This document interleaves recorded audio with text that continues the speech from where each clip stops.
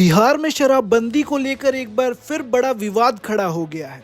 गया में आयोजित एक कार्यक्रम में केंद्रीय मंत्री और हिंदुस्तान अवाम मोर्चा के संरक्षक जीतन राम मांझी ने ऐसा बयान दिया है जिसने सियासी हलचल मचा दी है। मांझी ने न सिर्फ शराबबंदी का खुलकर विरोध किया बल्कि यहाँ तक कह दिया कि कुछ तरह की शराब पीने से फायदा होता है। गया में भाषण देते हुए जीतन राम मांझी ने मुख्यमंत्री नीतीश कुमार पर सीधा निशाना साधा। उन्होंने खुलासा किया कि वो तीसरी बार सीएम नीतीश कुमार के पास शराबबंदी कानून की समीक्षा करने के लिए प्रस्ताव भेज चुके हैं। मांझी ने अपने बयान को सही ठहराते हुए कहा, उनके पिता ईख और महुआ से शराब बनाते थे। उन्होंने दावा किया कि वो शराब पीने से फायदा होता है। मांझी लगातार मांग करते हैं कि महुआ और ताड़ी जैसे पारंपरिक चीजों से बनने वाली शराब को शराबबंदी से बाहर रखा जाए। केंद्रीय मंत्री ने बिहार पुलिस की कार्यप्रणाली पर भी गंभीर सवाल खड़े किए। उन्होंने आरोप लगाया कि शराबबंदी के नाम पर गरीबों को निशाना बनाया जा रहा है। मांझी ने कहा,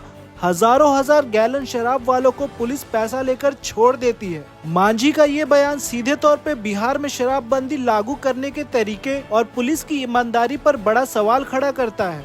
अब देखना होगा कि सीएम नीतीश कुमार अपने ही केंद्रीय मंत्री के इस तीसरे प्रस्ताव और इन आरोपों पर क्या प्रतिक्रिया देते हैं।